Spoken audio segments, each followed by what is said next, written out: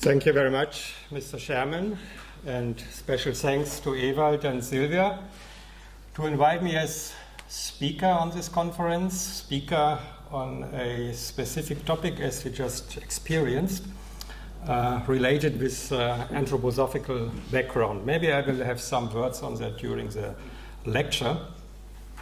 For me, it's the first time to be on a conference like this of the CIEC. And as you have read, my topic dealing with mistletoe is, as I understand, also a little bit aside the main road you are working here. I still remember my times when I was a master student in Hanover in horticulture, so many terms are familiar to me, but I'm far, far away from this road, standing in the forest, working with a tree on which the mistletoe is growing. The connection, what does it have to do with soil science and with plant nutrition? That is clearly given by Ewald Schnuck, because Ewald Schnuck, some years ago, more than 10 years ago, he had a coming out that he is also dealing with mistletoe. In one of the very early lectures in the morning, you have seen already the image. I will go a little bit deeper on this image. And when I talk about Ewald, I also want to have some personal words in the beginning. Many of them have already been heard during the day.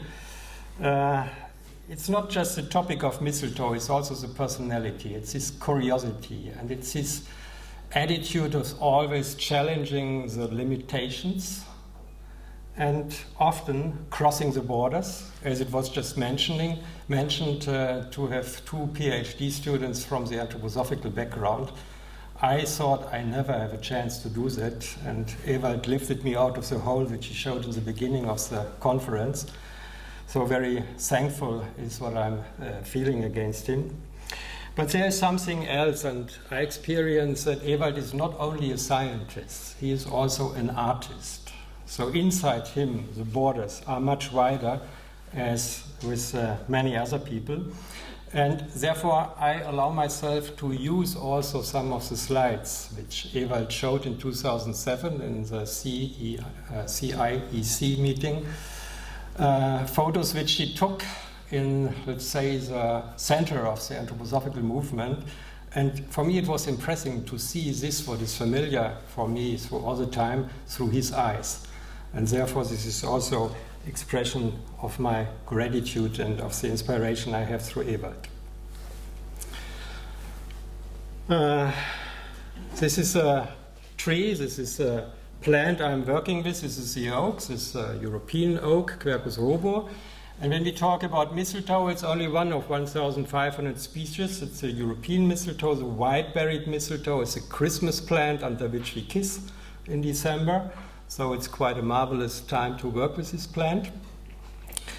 And it is known in Europe, at least, for more than 2,000 years as a healing plant. The old Celtic Druids called it the all-healing, the omnia sanans, especially when it was growing on the oak.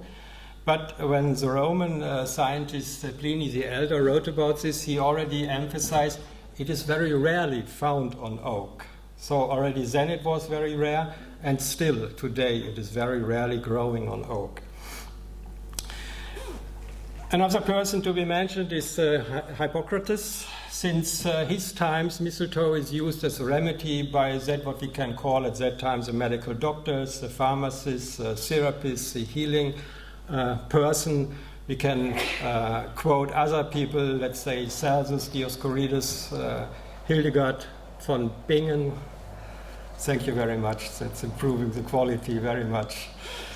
Up to Paracelsus.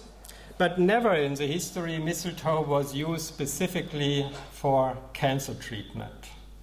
And this was initiated by a woman, a medical doctor from the Netherlands, but working in Switzerland, or let's say first she studied in Switzerland, Ita Wichmann. And it was in 1917 that she first time applied mistletoe as injection to cancer patients. She was not the one to come on this idea. That was Rudolf Steiner, that is the founder of anthroposophy, let's say a worldview which claims that what we can perceive with our senses is not everything. There is much more behind it, behind the limits, behind the borders. And it's hard to come there with instruments, with technical instruments, but instead you have to educate your own capacities, the capacities of perception, of inner perception.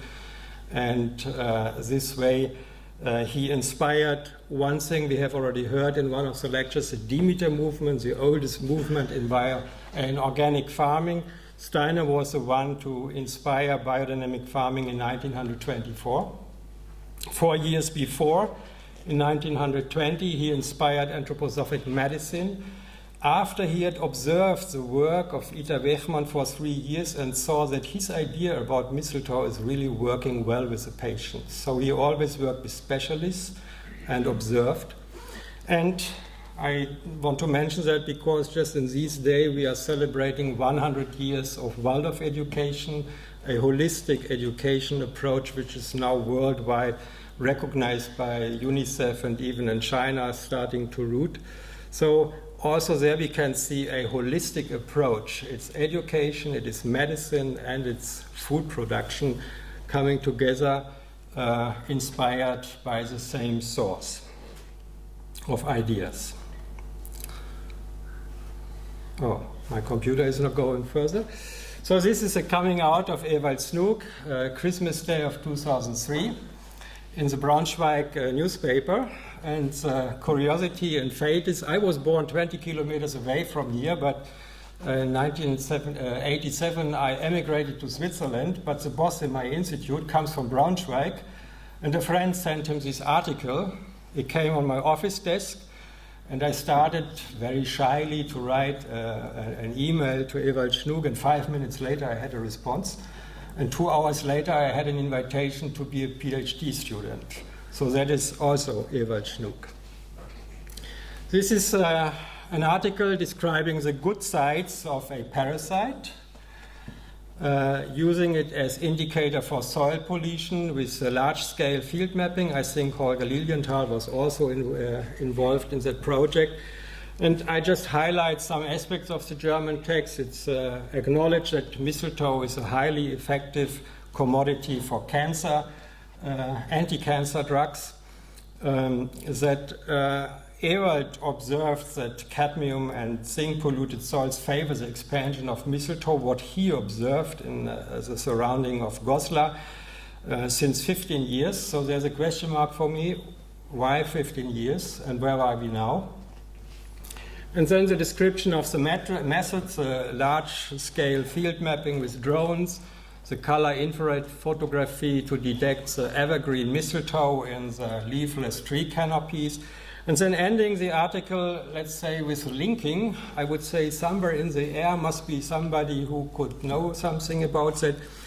When there are heavy metals in the soil, they also can be found in mistletoe, and that is important information for pharmaceutical companies. And okay, I was a fish to take that food.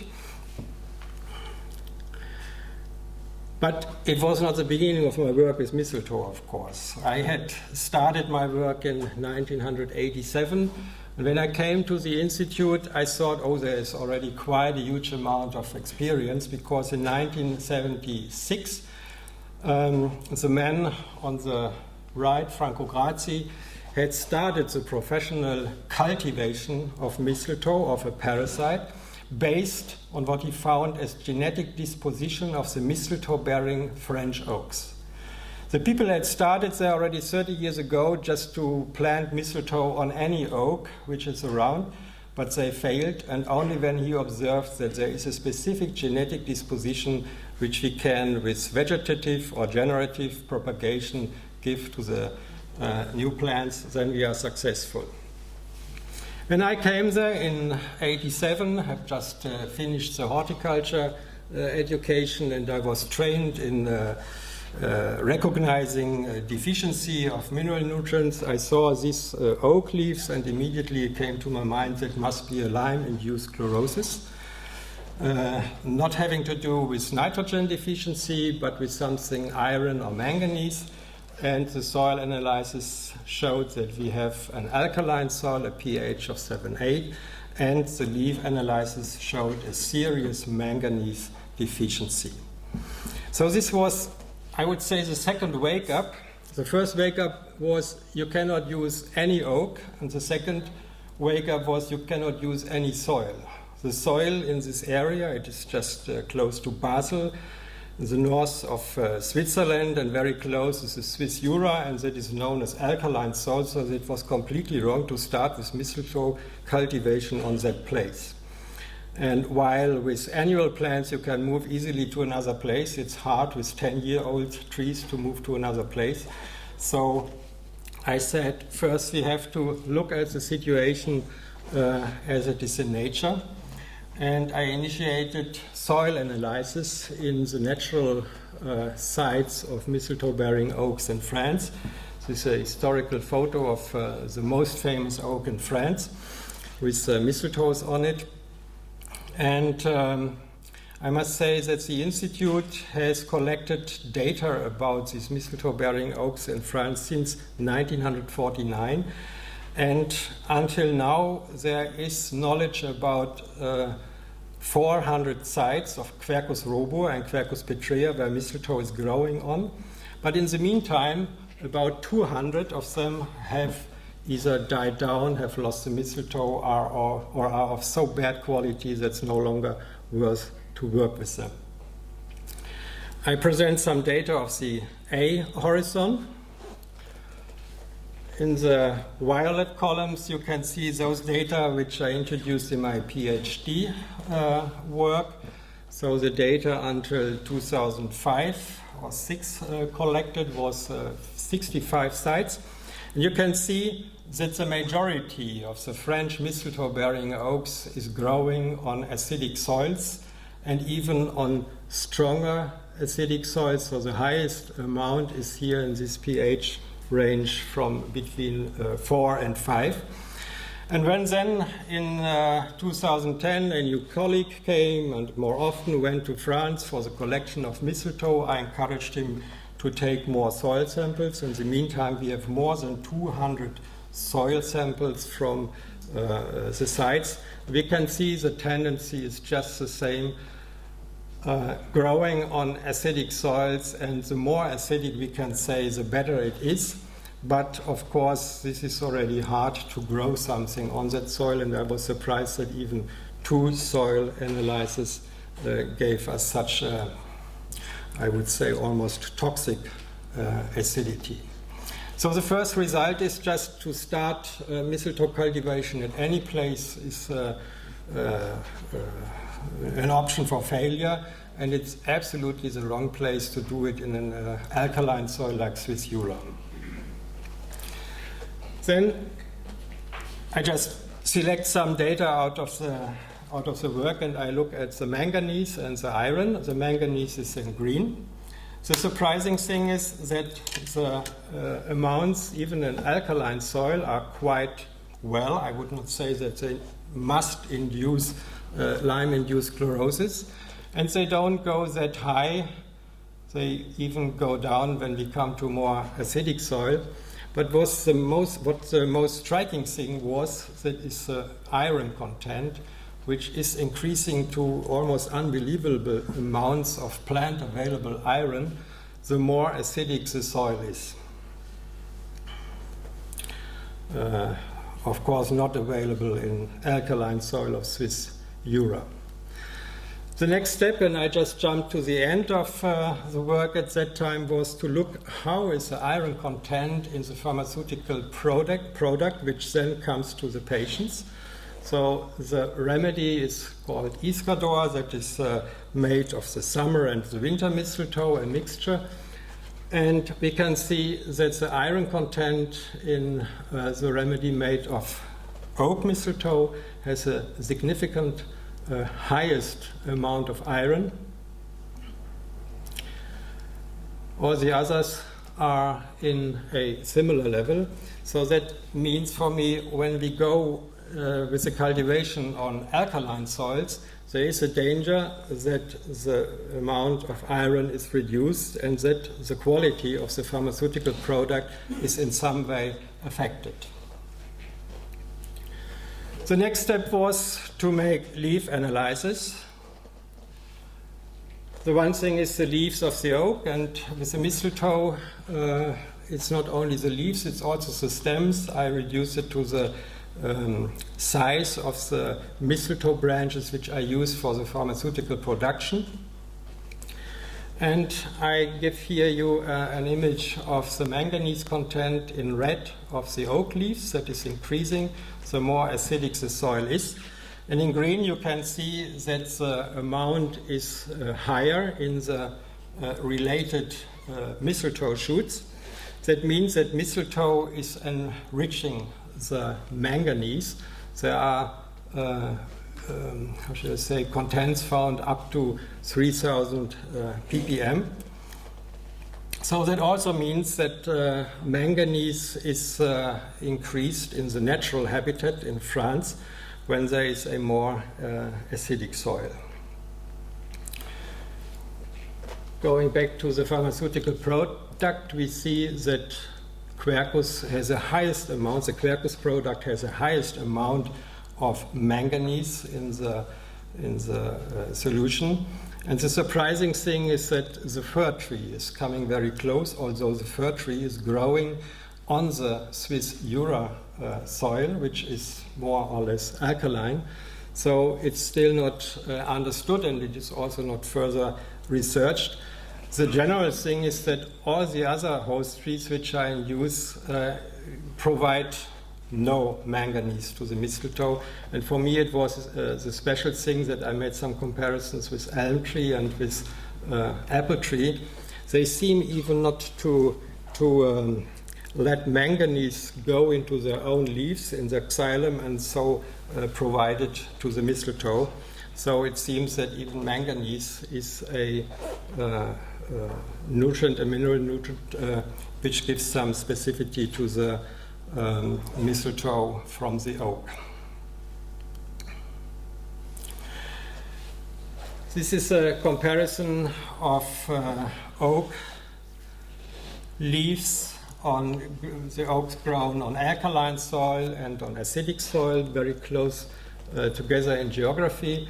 What I want to show is that iron is not accumulated in the leaves, while the manganese is accumulated when it's provided by the soil. So that's also a difference.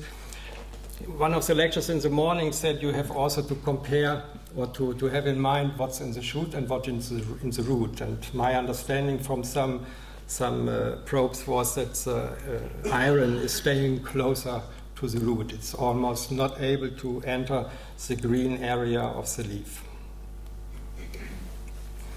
The manganese, when it's enriched going into the leaves, it's in the xylem, and it's, from my understanding, especially essential for this part where the mistletoe is connecting with the host tree, that is the cambium. Because the cambium is depending on manganese. And when in the very early time I realized this manganese deficiency, this Lyme-induced chlorosis, it was also that the mistletoe grows when the mistletoe could attach to the host tree, that it was very weak. So the manganese deficiency also affects the activity of the cambium, and the cambium is the one to embed the mistletoe and to provide here by the channels and the possibility to let the xylem content of the host tree stream into the mistletoe. The summary of this part is that I had a short survey at that time in 2006 after, what has it been, almost 30 years of mistletoe cultivation. In total, we could say that on acidic soils, cultivation is more successful. We have a higher degree of mistletoe-bearing trees after 30 years. The same difference is there between vegetative and generative propagation. And one of the very early decisions, already 2 years after the first soil analysis, I started in 1988, and in 1990 the decision was that all the new areas which are bored, mistletoe cultivation is a project for generations, for 100 years. All the new areas which are bored must have acidic soils.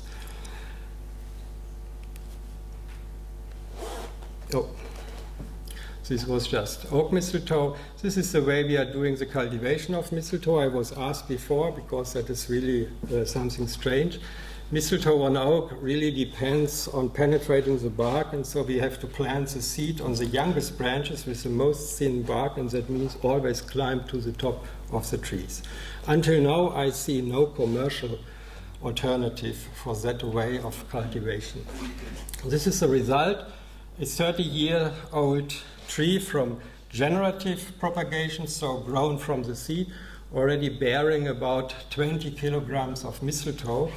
But that also shows the span. We have always to think 20, 30 years ahead. And one of the biggest challenges right now is not the pollution of the soil, but the presentation of water to the host tree and then to the mistletoe, because that is our being affected by the climate change and by the drought. This is the way normally mistletoe is harvested in France in the natural places, and with the cultivation we make it much more safe, because we can go on smaller, on younger tree, and we have it closer to us. And especially we can improve the quality by several measures, organic farming, biodynamic farming, and so forth. So the next step, and I hope that I will stay within the time frame, is that I come a little bit closer to the aim of mistletoe cultivation. That is not only to make a pharmaceutical product, but it is also to offer this to the cancer patients. And this is a study. There are about 150 clinical studies made with mistletoe within the last 50 or 70 years. And this is one of the outstanding studies published 2013 in the European Journal of Cancer. And this was made with oak mistletoe. So it's not written here, it's Viscum album, it's not specified, but that is based on Viscum album from oak, dealing with patients that have locally advanced or metastatic pancreatic cancer. And pancreatic cancer is one of the most serious. When it's diagnosed, there is only a short lifespan, and this short lifespan is normally filled with a huge amount of pain, a huge amount of loss of life quality. Actually, this study could not be done in the middle of Europe, because everybody knows mistletoe here, and if they see there is some benefit, they just go to the pharmacy and buy it to them, so there will be a lot of buyers in the study. So this was made in Serbia, where mistletoe was not known and could not be bought. Just to give you a short view on this randomization, there were 220 patients included, randomized to a control which did not receive mistletoe, and to the Währung group, which received Viscum album, L, that is, I think, for Linné. The administration is that it's injected 1 milliliter into the skin subcutaneously, starting with a very low dose, because there can be serious, sometimes even, or let's say very rarely, but there can be allergic reactions. And so step by step, with 3 injections per week, the dose is elevated until after about 7 weeks, regular dose of 10 milligram Viscum album is reached, and that means 10 milligram. One mistletoe leaf, if you can imagine that, has about 1 gram. So you can make about 100 ampoules out of 1 leaf, but you have to cultivate it for 20 years. So that is the administration of the Viscum album extract. And both groups received best supportive care. That means when they have pain, nausea, or vomiting, they just get something to be cared so that they feel as best as or as well as possible. The observation period was determined for 12 months. There were visits after confirming the baseline, after 1 month, 2 months, 3, 6, 9, and 12 months. And I just give you an impression of the results. The overall survival, looking at all patients, was so that we here have the line for Viscum album. It was 50% of survival was at about 4.8 months, and the control had only 2.7 months. So we have almost a doubling of the overall survival time. And when a separate, let's say, sorry, I'm going too fast. One of the most striking results was that after this 12 months normal observation period, in the Viscom album group, 17 patients from 110 were still alive, which is much more than the normal prognosis is, and in the control group, only 2 patients.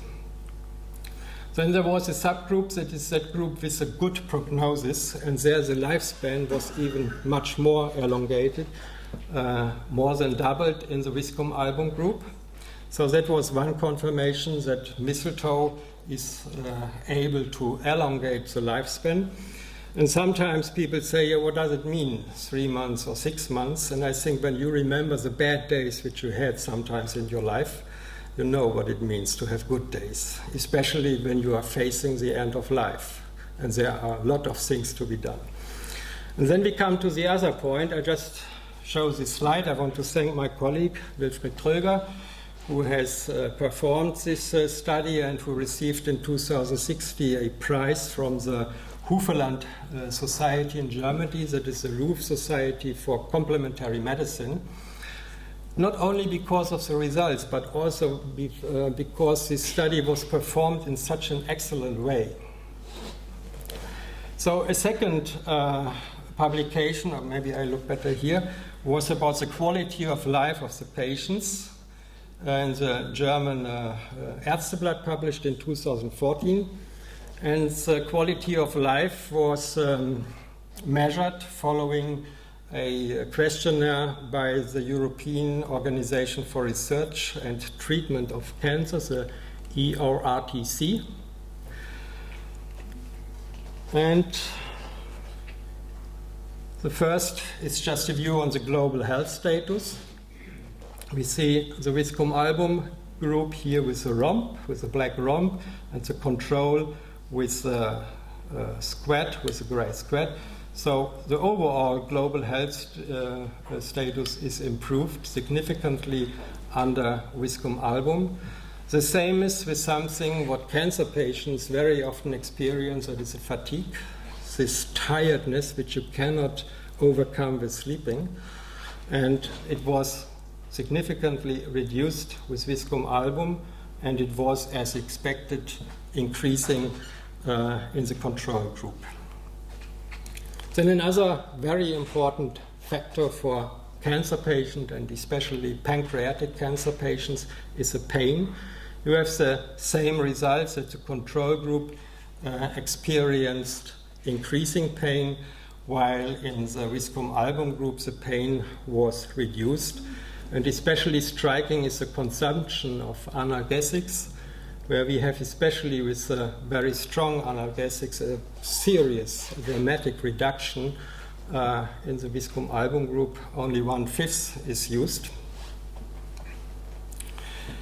And the third and last of the things what I want to show, and that was the most striking thing, that had to do with the loss of appetite, which is a normal thing. And you can see here in the upper line that the control group lost the appetite more and more, and that the Viscom album group gained appetite as life quality, and as a result that the Viscom album group gained weight. So they put on weight about 5% of what has been determined in the baseline, while here we have the normal curve for the control, that they lose weight. And this very impressive results led to a very interesting result, that due to the statistically highly significant and clinical relevant results, the study was prematurely terminated at the recommendation of an independent review panel, because then everybody in the clinical study had to receive Viscom album. I think that was a very brave decision to go on that, and that shows what is possible. I'm coming to an end, and maybe the whole thing can be put under a quotation which I take from Ewald's lecture in 2007 in Ghent, where he was presenting results of a study he made with an anthroposophic researcher, Maria Thun, about the impact of a biodynamic preparation on uranium-polluted soils. Phenomena still exist which we do not and eventually will never understand. And that's what I admire most, that you have this attitude and that you give even people like me the chance to enter for a short time like a comet the academic world and then go away and have the feeling, at least as a dentist, I have the possibility to get a little bit faster. Thank you very much.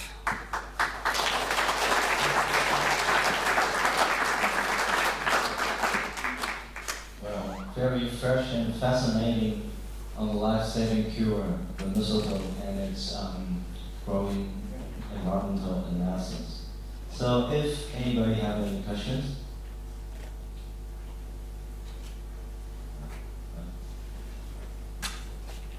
Just to see if I got this straight. So you showed that under low pH soils you have higher manganese in the plant, so that promotes more mistletoe growth, right? Yes. And so that's specific for this mistletoe species on this oak species, right? I think it's specific only for the oak tree. Only for the oak And tree. cannot be transferred to other trees, but as oak is such a rare and such a precious mistletoe, so it was really crucial to understand how can we grow it on that trees. Yeah. Well, I mean, it's a parasitic weed, right? That's and how it is. And it produces Hosstoria to infect that tree. So I was just kind of wondering, many mistletoes, they seem to have what we call, host specificity. So it's particular for that species of mistletoe on that species of tree. So I was just wondering, if you've shown that it's related to lower pH soils and changing the manganese content of the plant, I wonder if you can induce that into another, oak species, and could that mistletoe actually affect that plant under those conditions? What do you think? That's a long story, and I think I can hide myself, say that the time is too short. The thing is that we are very strongly interested in this type of oak. I know that in the United States there are oaks and there's phoradendron growing on it. We know also that Quercus rubra, the American oak, which is living in Europe, that it's much more susceptible to mistletoe, but that has not the same quality as this oak tree. So that's quite specific for just using this Quercus rubra and Quercus petrea. And in a way, that's already finishing. I mentioned that we also work with elm trees, we work with apple trees, because every mistletoe, or let's say so, every host tree is providing minerals, organic substance, and the mistletoe is reacting, so there is a host specificity in the therapy. This oak mistletoe is specifically described here in pancreatic cancer. It's normally, we say, with male patients, while female patients, for example, breast cancer, there's the apple mistletoe. For lung cancer, it is elm mistletoe. So there is a host specificity, but the special interest was how can this rare oak mistletoe be expanding, so that, let's imagine that in 20 years, that is a European protocol, every cancer patient shall have oak mistletoe, and I have to say, please wait for 20 years. So I want to be in the cultivation a little bit ahead of my time.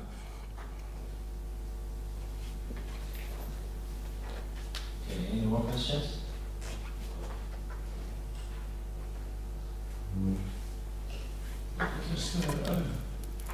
Just other metals, because you only restrict from one metal, because you have acidification problem of the soil.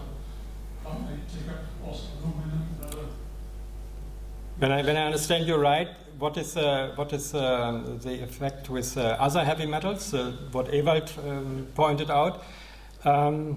Yes, it also takes up cadmium. We found plumbum, not on the amount where it's, let's say, serious for the pharmaceutical processing, but of course when the soil is polluted, it's quite clear what Ewald said, then we can find it in the mistletoe. The company I am working with, this is the only one who makes the cultivation. So the one thing is that we look in the soil and never work on polluted soil. And the second is that during the pharmaceutical processing, you make a huge amount of control. That's not only for the heavy metals, it's also for pesticides and so forth. The problem is when you have it in the process and only afterwards realize the harvest can be thrown away, that's a problem. It doesn't only have to be polluted soil. For instance, also aluminum can go or even on normal soil. I did not get. Aluminum is also going up, which is present in the lower soils. Aluminium, yes, I understand. Never noticed that it was a problem. I never found it in the analysis, but I have to say this was not the main focus. It was just a side effect of the analysis I did.